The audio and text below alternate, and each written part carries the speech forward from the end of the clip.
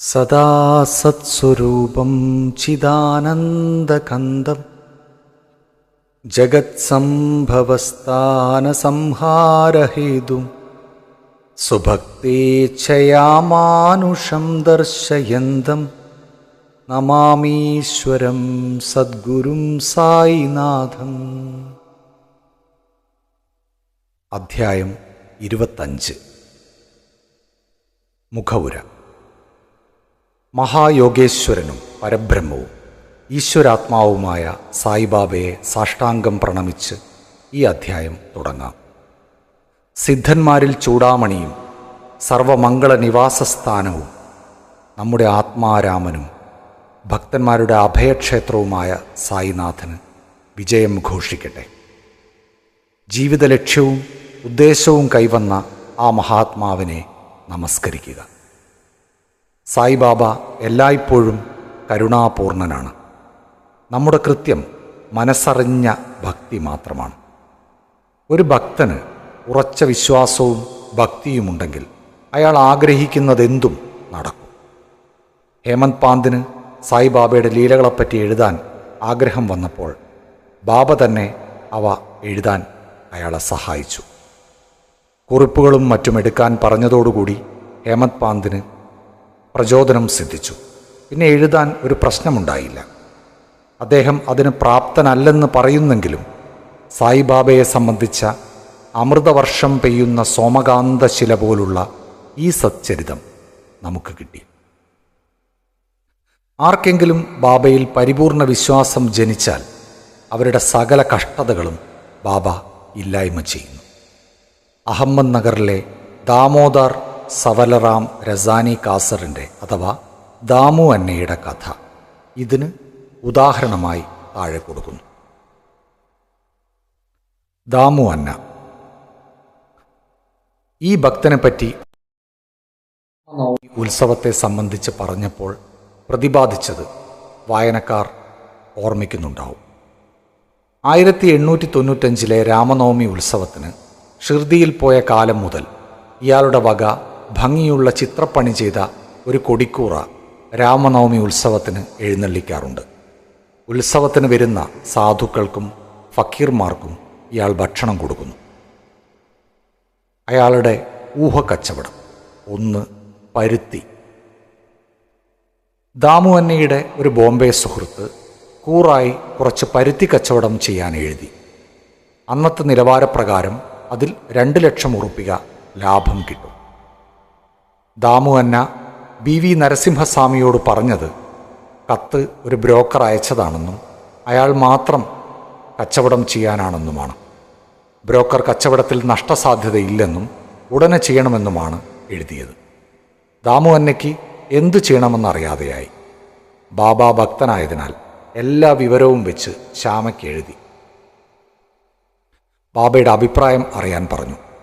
ശ്യാമ കത്ത് പിറ്റേന്ന് കിട്ടിയപ്പോൾ അതുകൊണ്ട് മസ്ജിദിൽ പോയി ബാബയുടെ കാൽക്കൽ വെച്ചു. ബാബ എന്താണത്, ആരുടെ കത്താണ് എന്ന് ചോദിച്ചു. ദാമു അന്നയ്ക്ക് ഒരു കാര്യം അറിയാനാണ് എന്ന് പറഞ്ഞു. ബാബ പറഞ്ഞു, അയാൾ എന്താണ് എഴുതിയത്? എന്താണ് അയാളുടെ പരിപാടി? അയാൾക്ക് ദൈവം കൊടുത്തതിൽ തൃപ്തി വരാതെ ആകാശം കടന്നു പിടിക്കാൻ നോക്കുകയാണ്. കത്ത് വായിക്കും. ശ്യാമ പറഞ്ഞു, കത്ത് അതുതന്നെയാണ് ദേവാ. അവിടുന്ന് ഇവിടെ ഇരുന്ന് ഭക്തന്മാർക്ക് പരിഭ്രമം വരുമ്പോൾ ഇങ്ങോട്ടേക്ക് നേരിട്ടോ കത്തുമൂലമോ ആകർഷിക്കുന്നു. കത്തിലെ വിവരമറിഞ്ഞ് എന്നെക്കൊണ്ട് എന്തിനാണ് വായിപ്പിക്കുന്നത്? ബാബ പറഞ്ഞു, ശ്യാമ ദയവ് ചെയ്ത് വായിക്കൂ. ഞാൻ എന്തെങ്കിലും പറഞ്ഞാൽ ആര് വിശ്വസിക്കാൻ? ശ്യാമ കത്ത് വായിച്ചത് ബാബ ശ്രദ്ധിച്ചു. പിന്നീട് പറഞ്ഞു, ഷേട്ടുവിന് ഭ്രാന്താണ്. അയാളുടെ വീട്ടിൽ ഒന്നിൻ്റെയും കുറവില്ലെന്നും ഇപ്പോഴുള്ളതുകൊണ്ട് തൃപ്തിപ്പെട്ടാൽ മതിയെന്നും ലക്ഷത്തിൻ്റെ പിന്നാലെ പോകേണ്ടെന്നും മറുപടി എഴുതൂ. ശ്യാമ മറുപടി അയച്ചു. ദാമു അന്ന അതിന് കാത്തിരിക്കുകയായിരുന്നു. അത് വായിച്ചപ്പോൾ ലക്ഷക്കണക്കിന് ലാഭത്തിനുള്ള പ്രതീക്ഷ തകർന്നു പോയതാണ് കണ്ടത്. ബാബയോട് ആലോചിക്കേണ്ടായിരുന്നു എന്നയാൾ കരുതി. ശ്യാമ നേരിട്ട് വന്ന് ബാബയോട് ചോദിക്കുന്നത് നന്നായിരിക്കും എന്ന് സൂചിപ്പിച്ചതനുസരിച്ച് അയാൾ നേരിട്ട് ഷിർദിയിൽ വന്നു. ബാബയെ ദർശനം ചെയ്ത് നമസ്കരിച്ച് ബാബയുടെ കാല് തലോടി ഇരുന്നു. ബാബയോട് നേരിട്ട് ചോദിക്കാൻ ധൈര്യം പോരാഞ്ഞ് ബാബ സമ്മതിക്കുന്ന പക്ഷം ലാഭത്തിൽ ഒരു പങ്ക് ബാബയ്ക്ക് കൊടുക്കാമെന്ന് മനസ്സിൽ വിചാരിച്ചു. ബാബയിൽ നിന്ന് ഒന്നും ഒളിച്ചു വയ്ക്കാൻ സാധ്യമല്ലല്ലോ. ഭൂതം ഭാവി വർത്തമാനം മുഴുവൻ അദ്ദേഹത്തിന് കരതലാമലകം പോലെ അല്ലേ. കുട്ടി മിഠായി ചോദിക്കുമ്പോൾ അമ്മ കയ്പ് മരുന്ന് കൊടുക്കുന്നു. ആദ്യത്തേത് ആരോഗ്യം നശിപ്പിക്കും, രണ്ടാമത്തേത് നന്നാക്കും. അതുപ്രകാരം ബാബ ദാമു അന്നയുടെ മനസ്സിലെ കാര്യം അറിഞ്ഞു. ഇപ്രകാരം പറഞ്ഞു: ബാപ്പു, എന്നെ ഇമ്മാതിരി ലാഭം വീതിക്കലും മറ്റുമായ ലൗകികത്തിലേക്ക് വലിച്ചിഴയ്ക്കണ്ട. ബാബയുടെ ഇംഗിതമറിഞ്ഞ് ദാബു അന്ന ആ കച്ചവടം വേണ്ടെന്ന് വെച്ചു. ധാന്യ കച്ചവടം. പിന്നീട് അയാൾ ധാന്യങ്ങൾ, അരി, ഗോതമ്പ് മുതലായവ കച്ചവടം ചെയ്യാൻ ആലോചിച്ചു. ഇതും ബാബ മനസ്സിലാക്കി പറഞ്ഞു: നീ ഉറുപ്പിയയ്ക്ക് 5 സേറ് വാങ്ങി 7 സേറ് വിൽക്കേണ്ടി വരും. അതുകൊണ്ട് അതും വേണ്ടെന്ന് വെച്ചു. കുറച്ച് ദിവസങ്ങളും കൂടി ധാന്യവില സ്ഥിരമായി നിന്നെങ്കിലും ഒരു മാസത്തിനിടയ്ക്ക് നല്ല മഴ പെയ്ത കാരണം ധാന്യങ്ങൾക്ക് വിലയിടിഞ്ഞു. ധാന്യം സ്റ്റോക്ക് വെച്ചവർക്ക് വമ്പിച്ച നഷ്ടം പറ്റി. ബാബ ദാമു അന്നയെ നഷ്ടത്തിൽ നിന്ന് രക്ഷിച്ചു. ബ്രോക്കർ മറ്റൊരു കച്ചവടക്കാരന് പരുത്തി കച്ചവടം ചെയ്ത് കൊടുത്തത് വമ്പിച്ച നഷ്ടത്തിൽ കലാശിച്ചു. അങ്ങനെ 2 ദുരന്തങ്ങളിൽ നിന്ന് തന്നെ രക്ഷിച്ച ബാബയുടെ ഒരു അടിയുറച്ച വിശ്വാസിയായ ദാമു അന്ന മഹാസമാധി വരെയും അതിനുശേഷവും ഭക്തനായി തന്നെ തുടരുന്നു. ആമ്രലീല അഥവാ മാങ്ങയുടെ അതിശയം. ഒരിക്കൽ 300 നല്ല മാങ്ങയടങ്ങുന്ന ഒരു പാർസൽ ഷിർദിയിൽ കിട്ടി. അത് റാലി എന്ന മംലത്ദാർ ബാബയ്ക്ക് ശ്യാമയുടെ പേരിൽ ഗോവയിൽ നിന്ന് അയച്ചതായിരുന്നു. പാർസൽ തുറന്നപ്പോൾ എല്ലാ മാങ്ങയും നല്ല പാകം വന്നിരുന്നു. അവ ശ്യാമയെ ഏൽപ്പിച്ച് ബാബ 4 എണ്ണം അദ്ദേഹത്തിൻ്റെ മൺപാത്രത്തിൽ വെച്ചു. ബാബ പറഞ്ഞു: ഈ 4 മാങ്ങ ദാമു അന്നയ്ക്കാണ്, അവ അവിടെ കിടക്കട്ടെ. ഈ ദാമു അന്നയ്ക്ക് 3 ഭാര്യമാരുണ്ടായിരുന്നു. അയാൾ പറഞ്ഞത് 2 ഭാര്യമാരാണെന്നാണ്. കുട്ടികളില്ലായിരുന്നു. അയാൾ പല ജ്യോത്സ്യന്മാരെയും കാണുകയും സ്വയം ജ്യോതിഷം പഠിക്കുകയും ചെയ്തു. അയാൾക്കൊരു പാപഗ്രഹത്തിൻ്റെ ദോഷഫലത്താൽ ഈ ജന്മം സന്താനങ്ങൾ ഉണ്ടാവില്ലെന്നാണ് ഫലം. ദാമു അന്ന കുറച്ച് കഴിഞ്ഞപ്പോൾ ഷിർദിയിൽ വന്നു. ബാബ, മറ്റുള്ളവർ ഈ മാങ്ങയ്ക്ക് വേണ്ടി നോക്കുകയാണ്. ഇവ ദാമുവിനുള്ളതാണ്. അതിനുള്ള ആൾ അത് തിന്നു മരിക്കട്ടെ എന്ന് പറഞ്ഞു. ദാമു അന്ന അത് കേട്ട് പരിഭ്രമിച്ചപ്പോൾ മഹൽസാപതി മരണമെന്നത് അഹംഭാവത്തിൻ്റെതാണെന്നും അത് ബാബയുടെ മുന്നിൽ തന്നെയാണ് നശിപ്പിക്കേണ്ടതെന്നും പറഞ്ഞു. ദാമു അന്നെ ഉടനെ തിന്നാൻ തയ്യാറായി. ബാബ പറഞ്ഞു: നീ തിന്നണ്ട, നിന്റെ ഇളയ ഭാര്യയ്ക്ക് കൊടുക്ക്.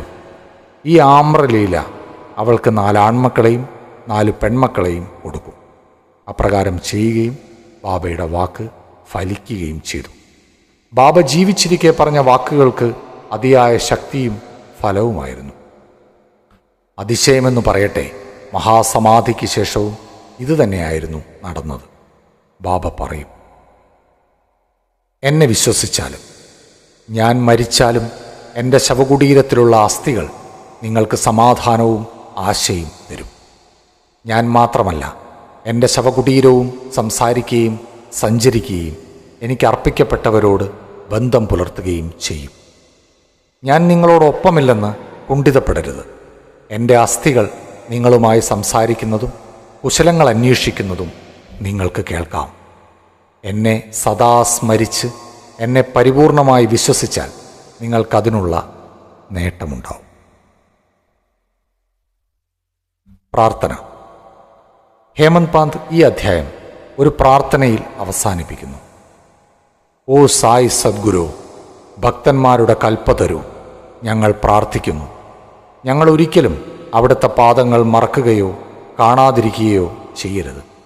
ഈ സംസാരത്തിൽ ഞങ്ങൾ ജനനമരണങ്ങളാൽ വ്യാകുലരാണ്.